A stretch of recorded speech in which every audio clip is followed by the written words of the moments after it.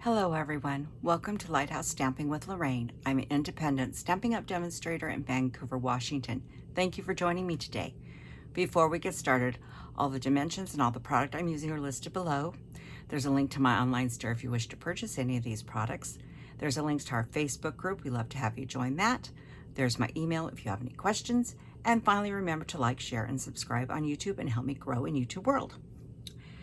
Today we're going to be playing with terrific toadstools, and I'm bringing in something fancy because I wanted the verse, "I didn't forget your birthday, I'm just stretching out the celebration." So those are the ones we're going to be using today. We're also using, and I'm not going to take all this out, we are using the Toadstool Garden DSP, which is a celebration item. And today is the 27th of February 2025, and tomorrow's the 28th, which is the last day to take advantage of celebration. So if you're wanting to get something for celebration, you should get in there real quick. They've added a few things. One of the things they added that you could get free for a $60 order is the brass butterflies. There's several other new items, and so you might want to go online and check those out and place your order. So I guess we should get started.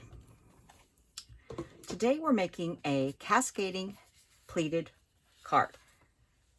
And I just have a little envelope, and this is the card. And it opens up and stands like this. Hold it this way so you can see it. It's a very pretty card. Now, don't go squeamish on me. I found several other demonstrators came up with some different measurements instead of using 16ths to make this card. And that's my old dimensions were 16ths. And I found these other new dimensions much nicer. And the ones on the website I did check them out on was Cindy Brombaugh. So thank you, Cindy. So I don't have to make and use 16ths, and neither do you. So let's get started. First, we're going to do some stamping, and I'm going to start with my sentiments. So my sentiments need 2 pieces of white paper. This one, let me see if I can get this right. This one is 2.5 by 1 inch, and this one is 2 3/8 by 1.5.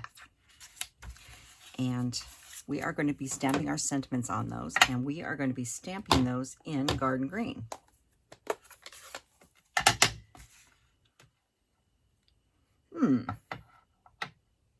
Yeah, I'm gonna stick with garden green. I was thinking about switching, but I'm not going to. And I'm going to put this right in the center here. And we will set that one off to the side. And then we're going to do popping up to say hi. And right in the center of that piece. And that should be it for garden green. Then you're going to need some scraps. Now I just grabbed a bunch of scraps. So I think you can tell where I've been stamping. No, I don't want to use that one. I've been just stamping and playing. So let's see what we can do here. So first off, we're going to do our stems. There's 2 stems we're using.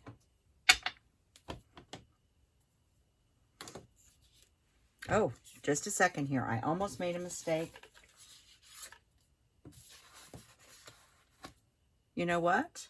I just realized I forgot to cut a piece of white paper. So we're going to have to do that in a few minutes. Okay. Sorry about that. So we're going to use crumb cake. Actually, we're going to stop and do that right now because we need to stamp on that piece, and I forgot to cut it. So this should work. So we need, I think I should turn my cutter around too. Sorry about that small animation, but I did forget to cut a piece. And this piece needs to be 3 1/4 by 4 1/2.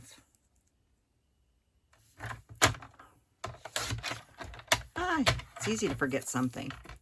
By 4 1/2. And since we have to stamp on it to get the show going, we should get it done. Okay, so we're going to start with our stalks. I'm using crumb cake. Oh, going to back this up. Someone in my last video when I used crumb cake asked this question. This is the front of your stamp set, okay? But the problem with mine is, if you look at it, it is upside down. It went through the machine upside down, which doesn't affect its use. I just have to remember that when I put it away, that is the top of my, so everything's going in the right direction. But it just went through the machine wrong. So we're going to stamp our stalks, and we'll do this one too. And when we're stamping stalks, we're going to bring in the one that's going on the inside, and there is a stalk that looks like this, and I'm going to put 2 of them on here and here. Oh, and I should just grab the envelope while we're at it. And there. And that's the end of the crumb cake. Well, I got this one out. We'll do the little ones first. Next, we're going to grab peach pie. And I'm going to do a little thing of peach pie. And these line up pretty good. You line up the edge of the stalks. That's peach pie. And I'm going to wipe that off, because we're also going to do, I'll leave the peach pie open for a minute. We're also going to do a melon mambo.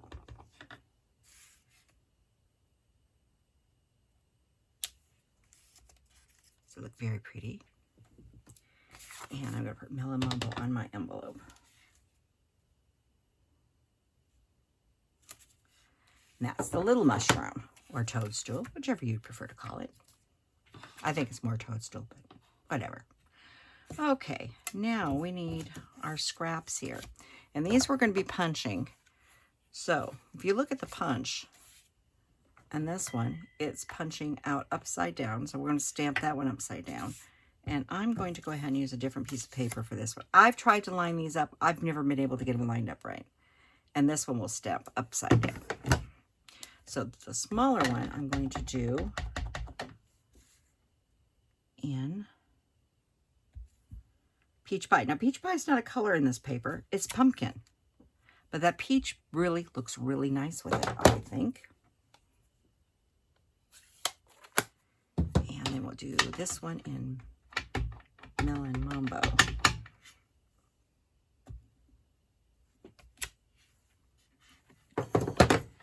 Okay. And that is all of our stamping. Now we'll do some punching. Get all my little scraps out of my way.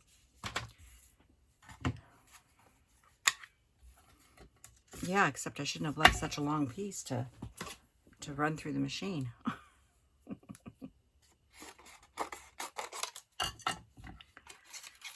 And this, I love this punch because when you put it in here,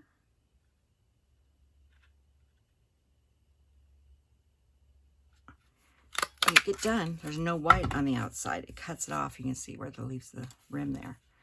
Very nice. And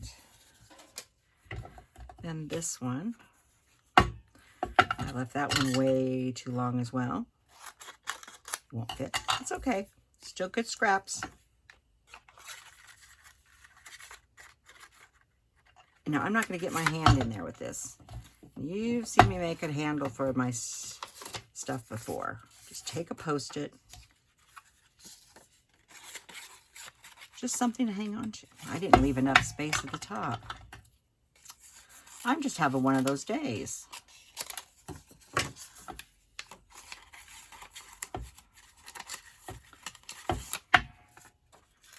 It doesn't like the upper part of my handle either.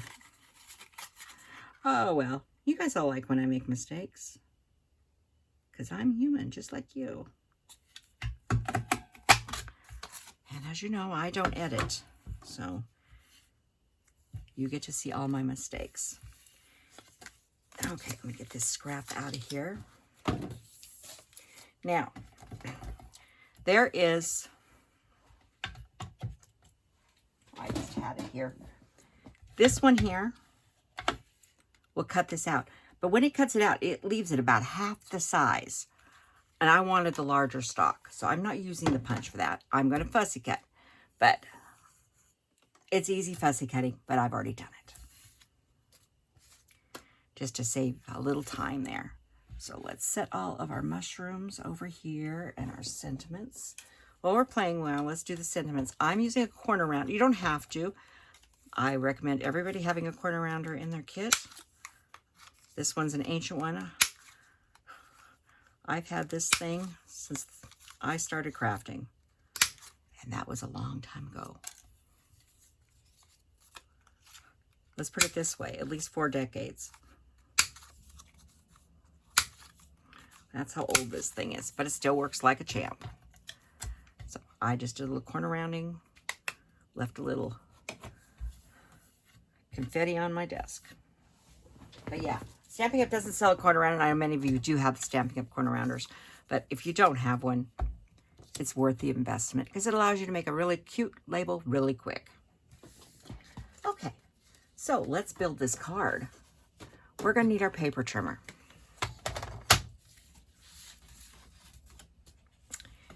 And you need to start with a piece of 8.5 by 5 1/4. 8.5 by 5 1/2. I'll have a sip of tea. I need more caffeine.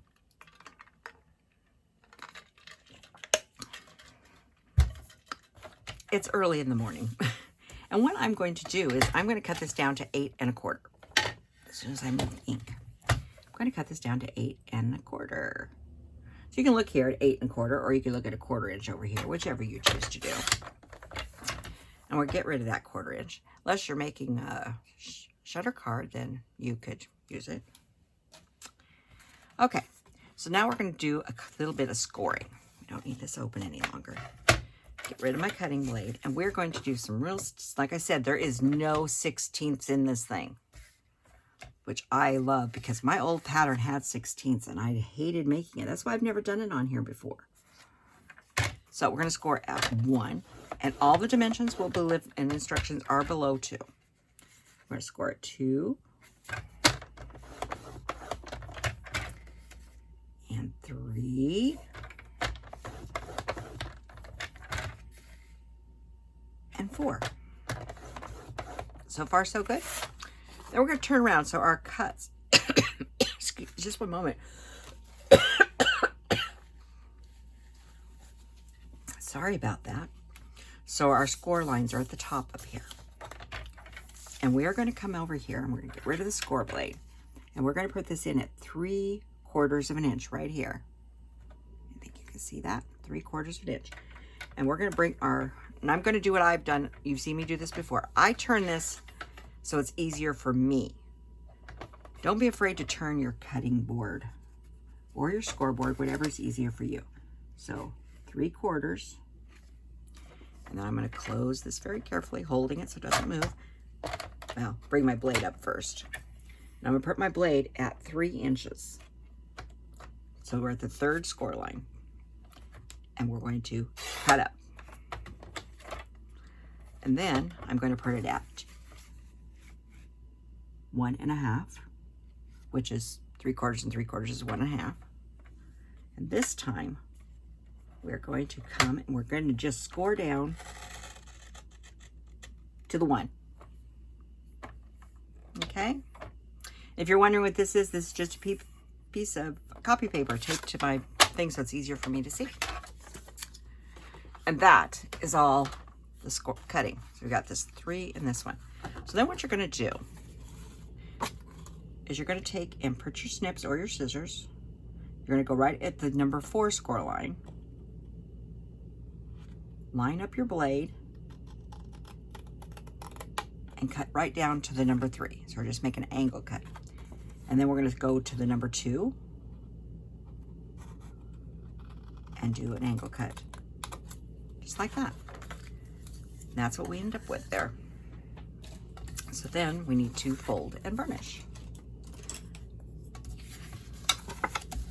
Like I said, this is a fairly easy card now that we've got rid of the 16ths.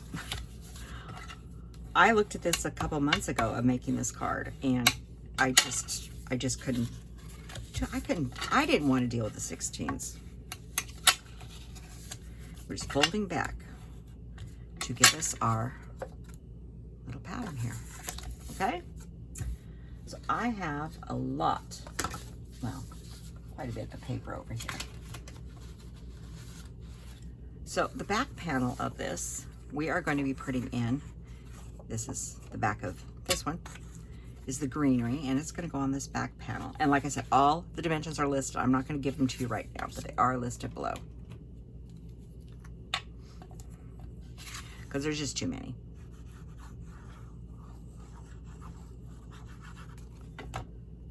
And make sure this is a directional paper, so make sure you are going the right direction. Make sure your borders are good.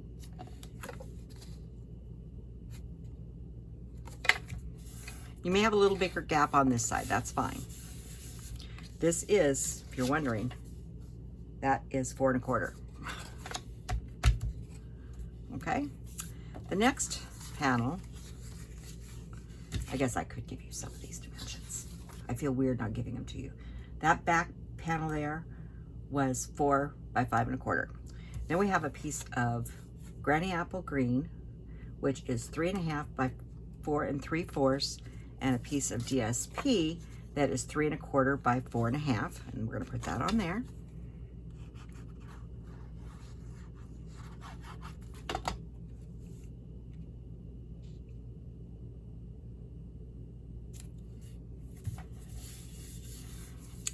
And then this one is 2 3/4 by 4, and this one is 2 1/2 by 3 3/4.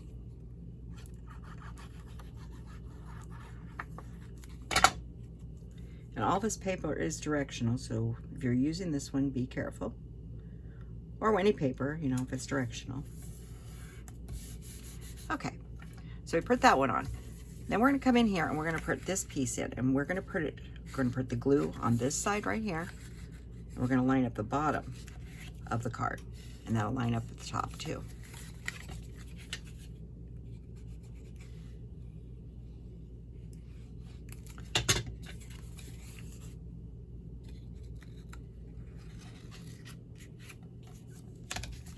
Making sure it's all lined up, even at the top, even at the bottom. Push it right into the fold there. And then this one goes on here like this. Like I said, this is a very easy card. It's just, the old pattern I had was not easy. And this one is much nicer and gives the same effect. And so everybody lines up just like that. So far, so good. Now, this is the piece that we stamped that's going to go on the inside here. Now, if you put it dead center, you're going to see it. And I don't want anybody to see this one. So we're going to do my old put behind the panel trick. Better make sure my mushrooms are going the right direction.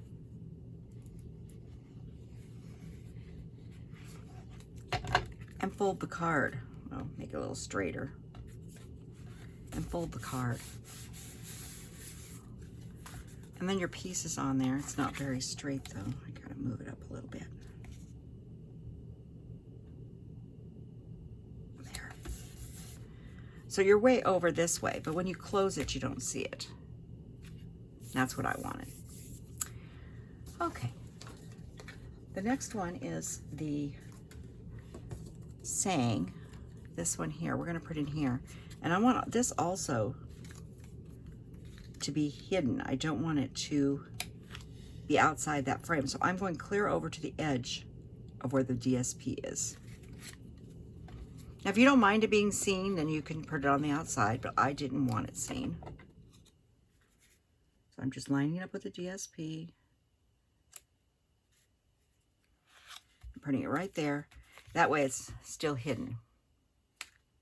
I like them when they're hidden. And when they're open, you can see them, but when they're closed, they can't. It's just me.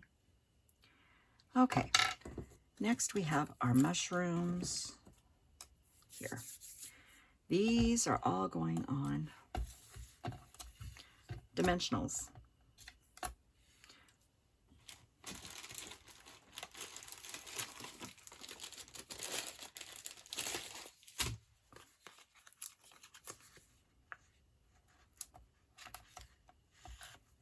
Got sticky fingers. Hang on, I gotta wipe that off a little bit. This is the little mat thing comes with your thing. Works great for ink, works great for your fingers too. And one here.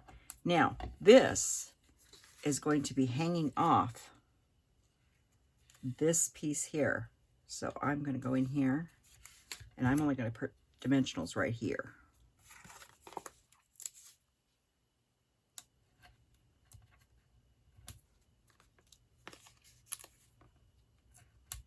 But you don't have to have it hanging off if you don't want.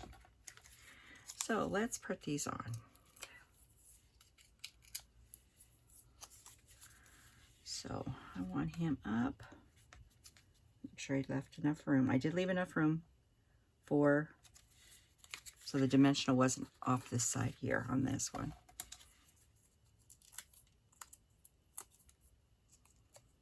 And we're going to put him all right about there. You're saying, why isn't she putting the stalks in? I'm going to. I'm just doing them last because they're not on dimensionals, and I found it easier to put them in after I got all this done. And then this one is going to come towards the bottom and hang off the page with nothing showing. And then the small one goes on here. And we're just going to use a little glue. You could use dimensionals if you wanted. And I'm just going to tuck him up in there a little bit. And you can decide which way his stalk is going to go. And tuck this one in here. Move it over a little bit. Like that. Then I decided not to put a bow on this one, but I decided I wanted some bling. And I'm using a lot of bling. We are going to use the brass butterflies. We're going to use the dragonflies and birds. And we're going to use low profile dots. These look gold to me. So I'm going to grab a dragonfly. And I'm going to put a little dragonfly on the inside here to go with the little ladybugs in the paper. And then I'm going to grab a brass butterfly. And the brass butterflies who don't want to come out of their package today. And I think I'm going to grab a large one this time. I used a small one last time. And I'm going to put him right about there. And then I'm going to use these low profile dots. There's two sizes. There's large and small. I'm going to put a large one right about there. And then over two small ones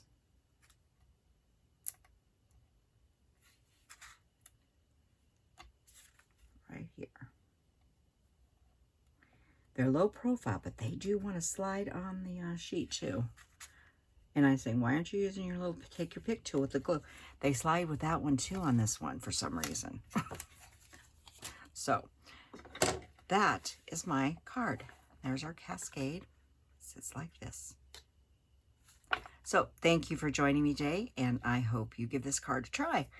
And don't remember, celebration ends tomorrow, 28th of February 2025. So if you want to get your order in, go to my website, and there's a link down below, and you can go place an order and get some of those free products before they are gone. So everybody have a wonderful day, and I will see you next week. Goodbye.